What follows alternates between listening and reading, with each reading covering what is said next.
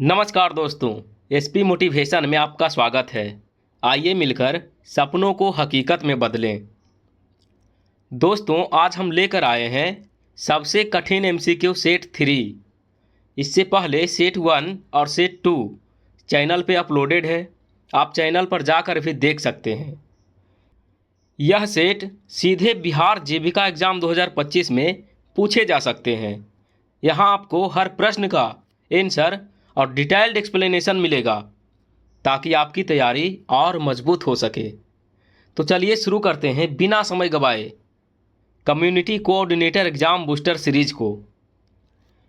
यहाँ पे हम लोग देखने वाले हैं community coordinator MCQ practice set 2025, जिसमें hardest questions with detailed explanation मिलने वाला है। और ये जो हो जाएगा वो सेट 3, सेट 1 और सेट 2 चैनल पे अपलोडेड है, आप जाकर देख सकते हैं। चलिए बढ़ते हैं प्रश्न की ओर। और प्रश्न है, भारत में integrated rural development program IRDP किस वर्ष प्रारंभ हुआ था? सही ऑप्शन हो जाएगा सी 1980-81। चलिए इसके एक्सप्लेनेशन को देख लेते हैं। एक्सप्लेनेशन है, IRDP को छठी पंचवर्षीय योजना 1980 में शुरू किया गया, जिसका उद्देश्य गरीबी रेखा से नीचे जीवन यापन करने वाले परिवारों को अस्थायी आजीविका प्रदान करना था।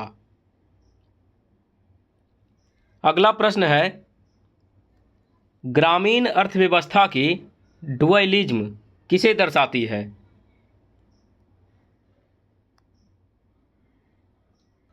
सही ऑप्शन हो जाएगा संगठित और असंगठित क्षेत्र का अंतर।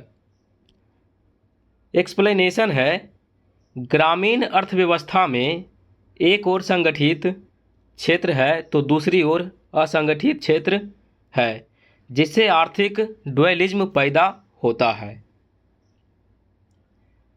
चलिए बढ़ते हैं अगले प्रश्न की ओर। और प्रश्न है, मिनिमम नीड्स प्रोग्राम यानी MNP का मुख्य उद्देश्य क्या था?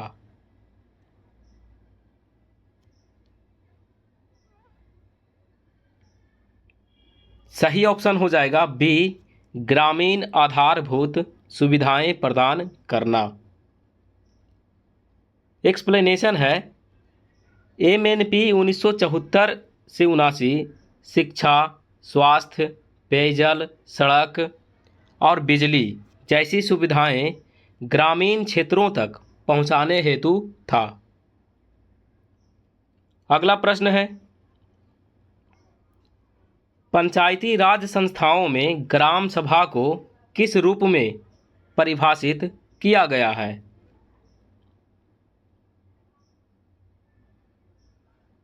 सही ऑप्शन हो जाएगा बी, गांव के सभी वयस्क मतदाताओं की सभा। इसका एक्सप्लेनेशन है, अनुच्छेद 243 बी के अनुसार ग्राम सभा गांव के सभी वयस्क मतदाताओं का निकाय है। अगला प्रश्न है, मनरेगा के तहत मजदूरी भुगतान अधिकतम कितने दिनों के भीतर किया जाना चाहिए? सही ऑप्शन हो जाएगा बी, 15 दिन। एक्सप्लेनेशन है, अधिनियम के अनुसार मजदूरी का भुगतान 15 दिन के भीतर करना अनिवार्य है। अगला प्रश्न है, PMAY-G के तहत घर की न्यूनतम आकार की सीमा क्या है? सही ऑप्शन हो जाएगा डी, 35 वर्ग मीटर।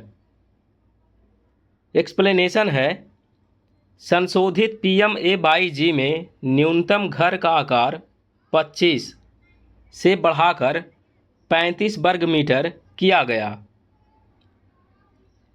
अगला प्रश्न है, राष्ट्रीय सामाजिक सहायता कार्यक्रम NSAP का प्रशासनिक नियंत्रण किस मंत्रालय के पास है?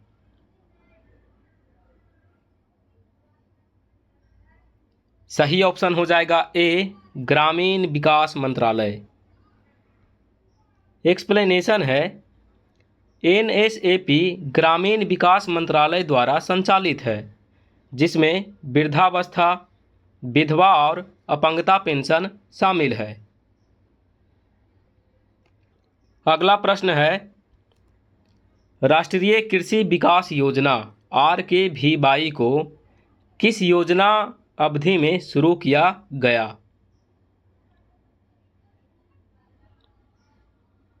सही ऑप्शन हो जाएगा सी, 11वीं पंचवर्षीय योजना। एक्सप्लेनेशन है, RKVY 2007-08 11वीं पंचवर्षीय योजना में शुरू हुई। चलिए बढ़ते हैं अगले प्रश्न की ओर, और प्रश्न है, PM किसान योजना के तहत 6000 की सहायता कितनी किस्तों में दी जाती है? सही ऑप्शन हो जाएगा बी, 3। एक्सप्लेनेशन है, PM किसान में 2000 की 3 किस्तों में 6000 वार्षिक DBT के रूप में दिया जाता है। अगला प्रश्न है, जीविका किस मिशन के अंतर्गत कार्यरत है?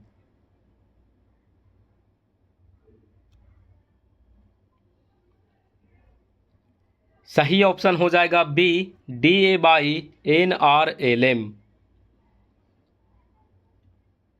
एक्सप्लेनेशन है, बिहार जीविका NRLM 2011 पर आधारित राज्य स्तरीय कार्यक्रम है। अगला प्रश्न है,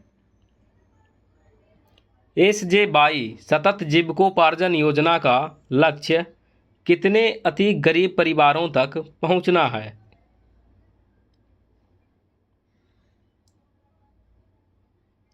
सही ऑप्शन हो जाएगा बी, 10 लाख। एक्सप्लेनेशन है, SJY का उद्देश्य बिहार के लगभग 10 लाख अल्ट्रा पुअर परिवारों तक पहुंचना है। अगला प्रश्न है, कुशल युवा कार्यक्रम यानी KYP किस बड़े मिशन का हिस्सा है?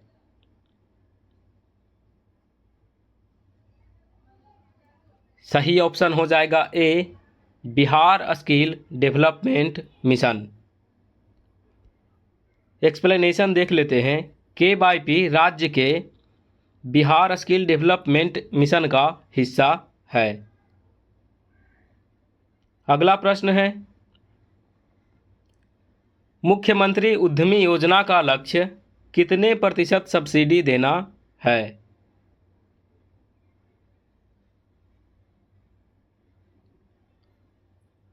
सही ऑप्शन हो जाएगा डी, 50%।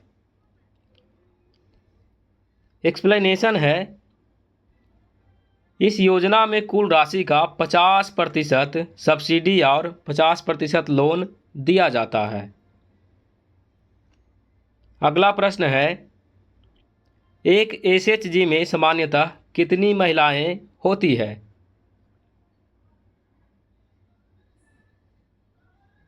सही ऑप्शन हो जाएगा बी, 10 से 20।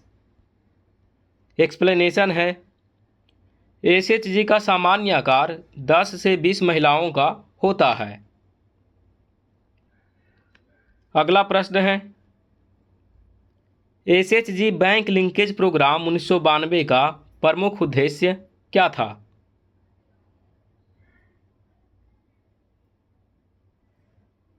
सही ऑप्शन हो जाएगा बी, महिलाओं का वित्तीय समावेशन।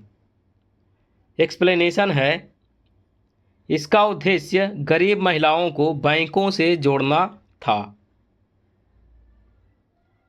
अगला प्रश्न है, SHG का रिवॉल्विंग फंड किस राशि तक दिया जाता है? सही ऑप्शन हो जाएगा बी, 15,000। एक्सप्लेनेशन है, NRLM के तहत SHG को 10 से 15,000 तक रिवॉल्विंग फंड दिया जाता है। अगला प्रश्न है, विलेज ऑर्गेनाइजेशन यानी वीओ का मुख्य कार्य क्या है?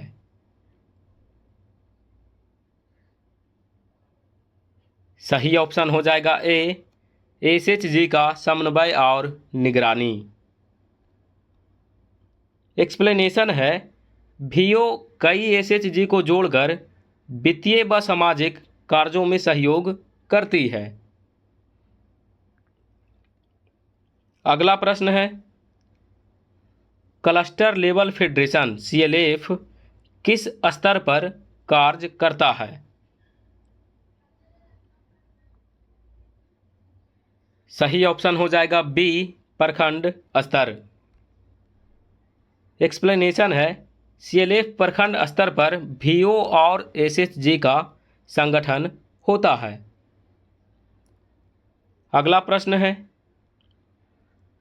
इंटीग्रेटेड फार्मिंग सिस्टम का उद्देश्य क्या है? सही ऑप्शन हो जाएगा बी, कृषि, पशुपालन, बागवानी को जोड़ना। एक्सप्लेनेशन है, आईएफएस आय बढ़ाने और जोखिम घटाने का साधन है। अगला प्रश्न है, ऑफ फार्म लाइवलीहुड्स में सबसे अधिक महिलाएं किस क्षेत्र में कार्यरत है?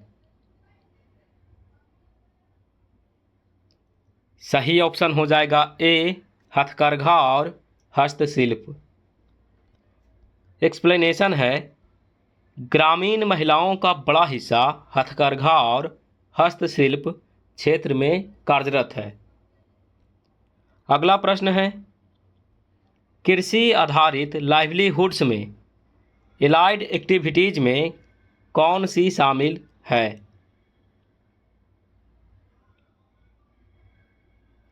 सही ऑप्शन हो जाएगा ए, पशुपालन, मत्स्य पालन, डेयरी। एक्सप्लेनेशन है, ये कृषि से संबंध गतिविधियां है। अगला प्रश्न है, ग्रामीण विकास में कॉन्वर्जेंस अप्रोच का अर्थ क्या है?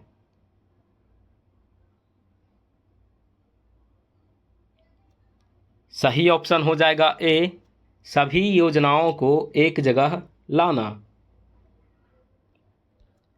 एक्सप्लेनेशन है, कॉन्वर्जेंस का अर्थ है विभिन्न योजनाओं का तालमेल कर ग्रामीण विकास को गति देना। अगला प्रश्न है, पार्टिसिपेटरी रूरल अप्रेजल पीआरए किससे संबंधित है? सही ऑप्शन हो जाएगा बी, गांव वालों की सक्रिय भागीदारी से योजना बनाना। एक्सप्लेनेशन है, पीआरए एक पद्धति है जिसमें ग्रामीण लोग स्वयं योजना निर्माण व कार्यान्वयन में भाग लेते हैं। अगला प्रश्न है, ग्रामीण विकास में इंक्लूसिव ग्रोथ का अर्थ क्या है?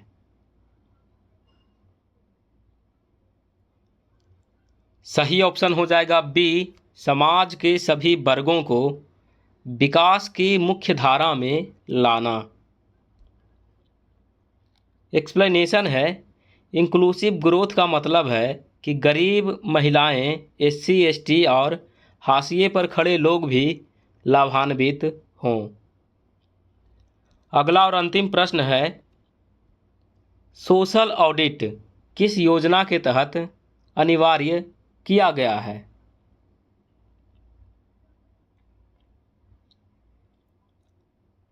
सही ऑप्शन हो जाएगा सी, मनरेगा। एक्सप्लेनेशन है, मनरेगा में सोशल ऑडिट ग्राम सभा द्वारा अनिवार्य किया गया है ताकि पारदर्शिता बनी रहे। तो दोस्तों, यह थे एमसीक्यू विथ एक्सप्लेनेशन जो आपकी तैयारी को अगले स्तर तक ले जाएंगे। अगर यह वीडियो आपके लिए मददगार रहा हो तो इसे लाइक और शेयर ज़रूर करें, और हाँ, चैनल को सब्सक्राइब करना मत भूलिए ताकि आगे आने वाले और भी एमसीक्यू और स्पेशल प्रैक्टिस सेट आप तक सबसे पहले पहुँचे। याद रखिए, प्रैक्टिस ही सफलता की असली चाबी है। मिलते हैं अगले वीडियो में, तब तक के लिए all the best. Thank you.